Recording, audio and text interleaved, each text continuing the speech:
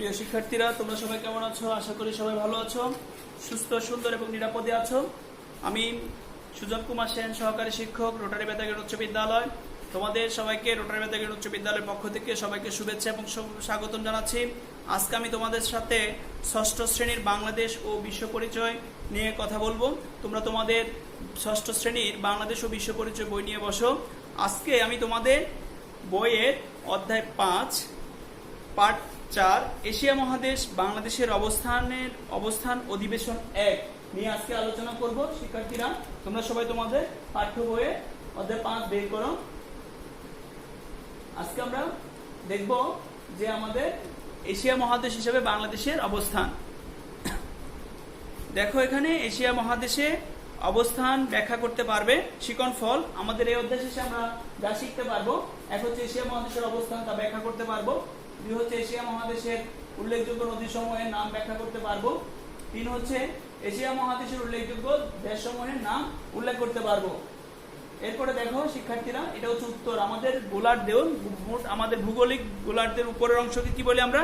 উত্তর বলি। আর নিচের অংশকে দক্ষিণ, আর বামের অংশটাকে বলি পশ্চিম, আর ডানের অংশটাকে বলি পূর্ব।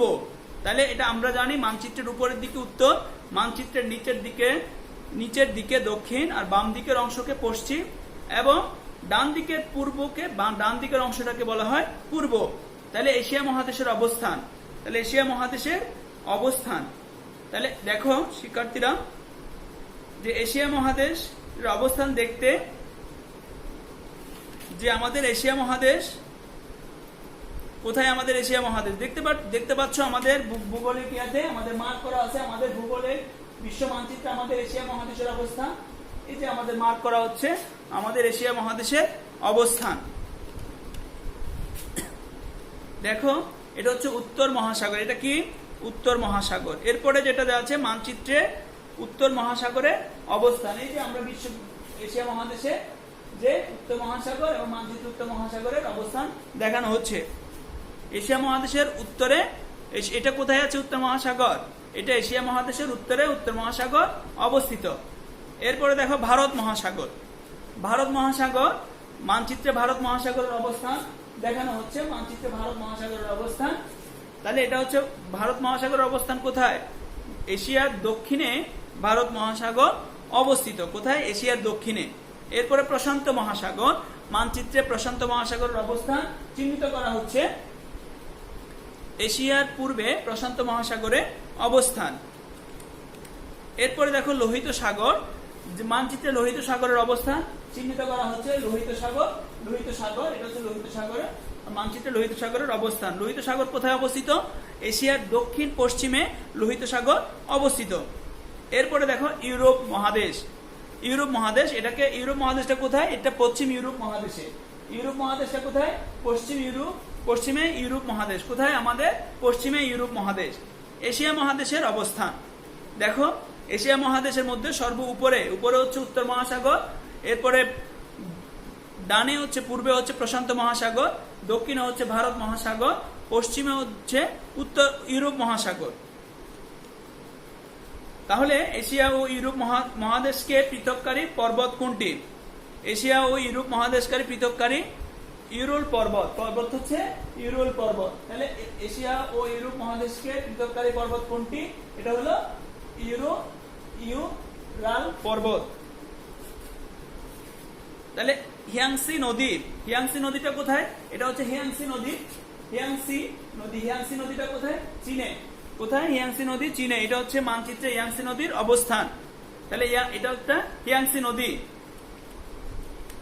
তারপর হচ্ছে হোয়াংহো নদী চীনে অবস্থিত। এটা আমাদের মানচিত্রে দেখানো হচ্ছে। হোয়াংহো এটা মানচিত্রের অবস্থান। এটা কোথায়? এই হোয়াংহো নদীটা চীন দেশে, কিন্তু এটা মানচিত্রের অবস্থানে দেখানো হচ্ছে। এরপরে দেখো টাইগ্রিস নদী, এটা হচ্ছে ইরাকের। এটা মানচিত্রে ডান পাশে যে মানচিত্র আছে, মানচিত্রে টাইগ্রিস নদী অবস্থান দেখানো হচ্ছে। তারপর হচ্ছে ইউফ্রেটিস নদী, অর্থাৎ এটা ইরাকের। এটা অবস্থান মানচিত্রে ইউফ্রেটিস নদীর অবস্থান দেখানো হচ্ছে। এটা এশিয়া মহাদেশের নদী সমূহের মধ্যে একটা নদী। গঙ্গা নদী ভারতে। গঙ্গা নদীটা কোথায়? ভারতে। তাহলে এই দেখো গঙ্গা নদী ভারতের মানচিত্রে দেখানো হচ্ছে গঙ্গা নদীর অবস্থান। তারপরে দেখো পদ্মা, বাংলাদেশে মানচিত্রে পদ্মা নদীর অবস্থান দেখানো হচ্ছে। এটা এশিয়া মহাদেশের নদী সমূহের মধ্যে একটা নদী।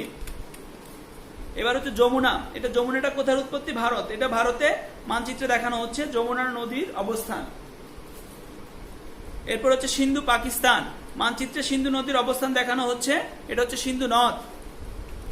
এরপরে দেখো এশিয়া মহাদেশের নদীগুলো, প্রথমে দেখা যাচ্ছে হিয়াংসি, তারপর হচ্ছে হোয়াংহো, তারপর হচ্ছে টাইগ্রিস, ইউফ্রেটিস, গঙ্গা, পদ্মা, যমুনা, সিন্ধু। এশিয়া মহাদেশের দেশসমূহ, এখানে আমাদের মানচিত্রে এশিয়া মহাদেশের দেশসমূহ দেখা যাচ্ছে। এরপরে দেখো এক নজর আমরা এশিয়া মহাদেশের কিছু তথ্য এখানে দেখতে পাচ্ছি যে এশিয়া মহাদেশ, উপরে মানচিত্র চিহ্নিত দেশসমূহের সংস্থার নাম হচ্ছে সার্ক। এটা হচ্ছে সার্ক, কয়টা দেশ নিয়ে গঠিত? এখন 60টা দেশ নিয়ে সার্ক গঠিত। যেমন এখানে সর্বপ্রথম হচ্ছে নেপাল, ভুটান, মায়ানমার, বাংলাদেশ, শ্রীলঙ্কা, মালদ্বীপ, পাকিস্তান, ভারত, আফগানিস্তান। তাহলে এখানে কয়টা? 8টা, কিন্তু আগে ছিল কয়টা? 60টা দেশ নিয়ে সার্ক গঠিত, কিন্তু এখন 8টা। কোন দেশটা যুক্ত হয়েছিল? আফগানিস্তান। এগুলো হচ্ছে সার্কভুক্ত দেশসমূহ। ঠিক আছে শিক্ষার্থীরা, এখন দেখো নিচের কোনটি সঠিক? এশিয়া মহাদেশের উত্তরে কি রয়েছে? বাংলাদেশের নদী নীলাশ্রী, হিয়াংসি, সিন্ধু, নিচের কোনটি? তারপর হচ্ছে কোন দেশ দ্বীপ রাষ্ট্র? ঠিক আছে, ধন্যবাদ শিক্ষার্থীরা।